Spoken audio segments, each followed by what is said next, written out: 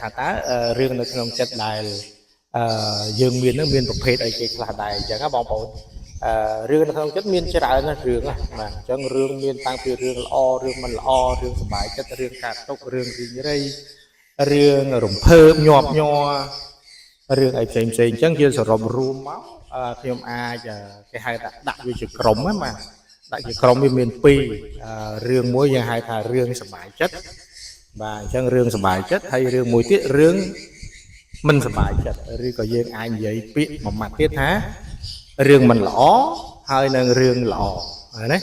បាទរឿងល្អរឿងមិនល្អវាខុសគ្នាមិនរឿងល្អគឺរឿងទាំងឡាយណាដែលធ្វើឲ្យយើងរីករាយធ្វើឲ្យយើងសប្បាយចិត្តធ្វើឲ្យយើងមានសេចក្តីសុខធ្វើឲ្យយើងមានរំភើបមានអំណរនៅក្នុងចិត្តអីជាដើមហ្នឹងយើងហៅថារឿងល្អឬមួយក៏រឿងហៅរឿងល្អឬមួយក៏យើងហៅថាម៉េចរឿងរីករាយបាទអញ្ចឹង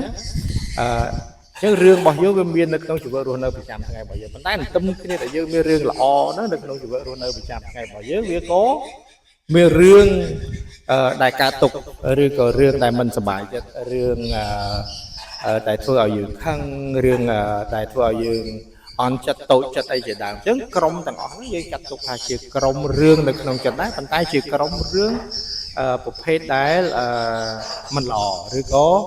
អវិជ្ជមានអីចឹងយើងអាចនិយាយបានថាអញ្ចឹងបងប្អូនណាហើយមួយទៀតរឿងទូទៅរឿងនិយាយរឿងសប្បាយរឿងអីក៏យើងអាចនិយាយបានដែររឿងហ្នឹងណាបាទអញ្ចឹងមិនប្រកាសថាចាំតែរឿងសប្បាយចិត្តបាននិយាយរឿងក្នុងចិត្តបានទេអញ្ចឹងណាបាទអញ្ចឹងក្នុងកម្មវិធីនិយាយនឹងស្ដាប់រឿងក្នុងចិត្តនៅក្នុងវិស័យចិត្តសាស្ត្រវាមានលក្ខណៈទម្រង់បែបណាវាមានលក្ខណៈបែបម៉េចដើម្បីឲ្យការនិយាយរបស់យើងណានិយាយទៅវាធ្វើឲ្យយើងណាមានសុវត្ថិភាពណាបងប្អូនពាក្យមួយម៉ាត់គឺថាសុវត្ថិភាពនៅក្នុងវិស័យចិត្តសាស្ត្រ